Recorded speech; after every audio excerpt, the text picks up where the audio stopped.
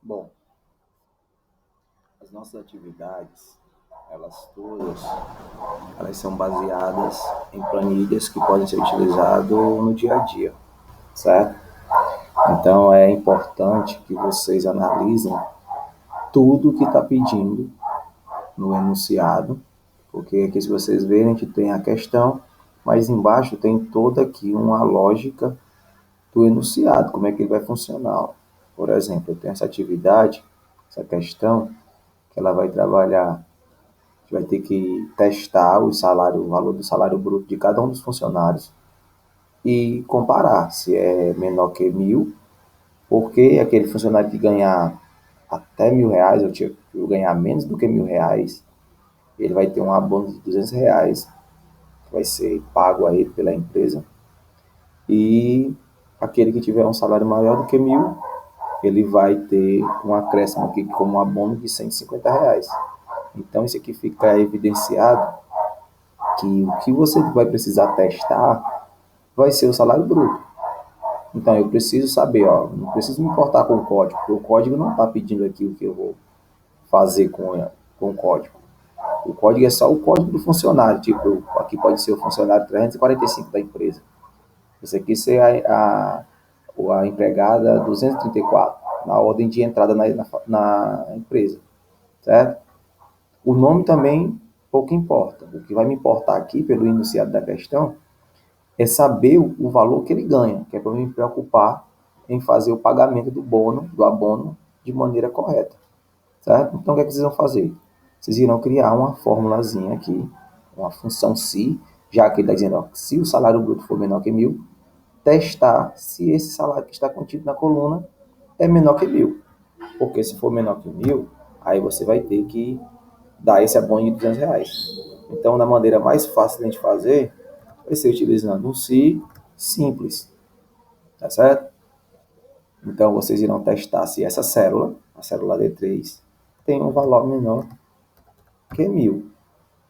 Porque vocês já sabem que se o funcionário ele tiver um salário menor que 1.000, o abono vai ser R$ 200. Então, dessa forma, posso já colocar aqui, ó, para ele me indicar o valor do abono, caso esse teste aqui, ó, se D for menor que 1.000, seja verdadeiro. Assim como eu tenho a possibilidade desse valor ser menor que 1.000, eu também tenho a possibilidade desse valor não ser. Então, se ele não for 1.000, aí o valor a retornar vai ser 150, certo? Então, dessa forma, eu fiz o meu teste, lógico, aqui, ó, quando eu testo se D3 é menor que 1.000, eu retorno um valor verdadeiro caso seja realmente menor que 1.000, e caso não seja menor que 1.000, eu retorno 150. Dessa forma, ó, eu tenho a minha fórmula funcionando perfeito. E já que eu fiz uma fórmula que já funciona, e os demais aqui tudo é a mesma fórmula, então basta eu arrastar para que eu resolva uma parte da minha questão, certo? Outra coisa importante na questão é isso aqui, ó. Ele diz que você tem que calcular o INSS a partir do salário bruto, sendo que esse INSS é 8%, certo? Então, como é que vocês vão descobrir na prática? Vocês irão tentar descobrir quanto é 8% de 806, 8% de 2.300, e dessa forma, a maneira de se fazer vai ser utilizando aquele, ou a regra de 3, certo? Ou uma maneira mais fácil que o Excel liberou para a gente.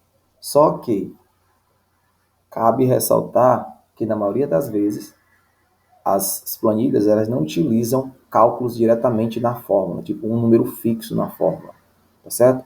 Como eu tinha ensinado anteriormente, a gente fazia dessa forma, multiplicava o D6, D3, multiplicava por 8% logo assim na fórmula.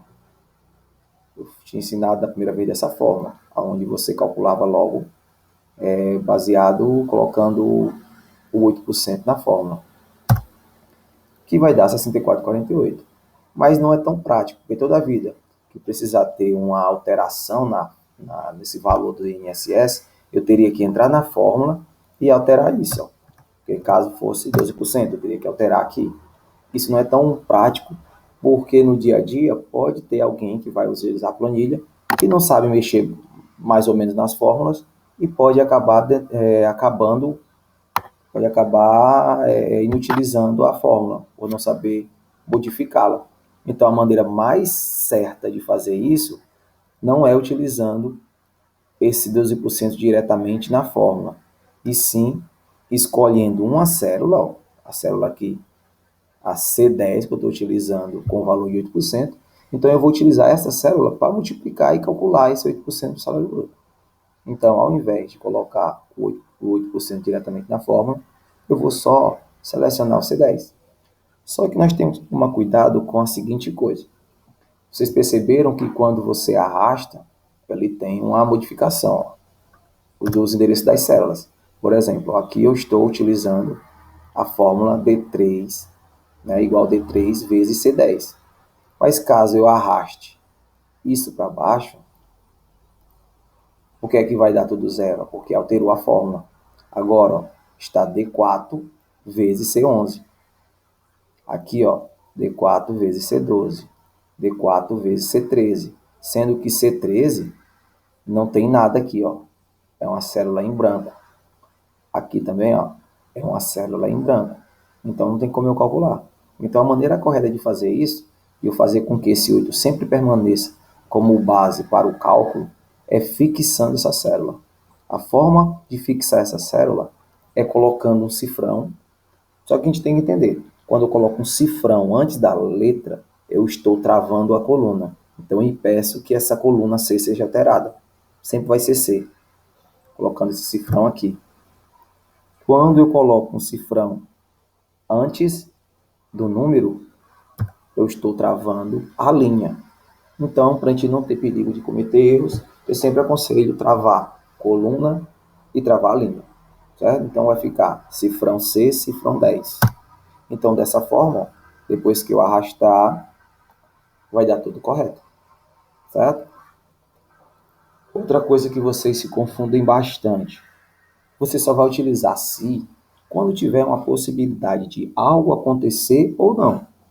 Se acontecer, vai ser uma coisa, tipo, se for menor que 1.000, vai acontecer uma coisa, se não for menor que 1.000, vai acontecer outra. A única parte do problema aqui que pede que caso, se for menor, se alguma coisa, é a parte do abono. A parte do INSS não pede, por isso eu fui logo multiplicar, certo? Para descobrir. Essa parte do salário líquido, também, ó, ele diz assim, ó, salário bruto, é o salário bruto, mais o abono, menos o INSS. Então, de maneira prática, eu só basto fazer a soma disso, mais isso, menos isso. Resolvi o meu problema quase todo completo, certo? E por último, ele diz assim, a soma de tudo. E a soma de tudo é o somatório de cada uma das colunas, os valores que serão pagos.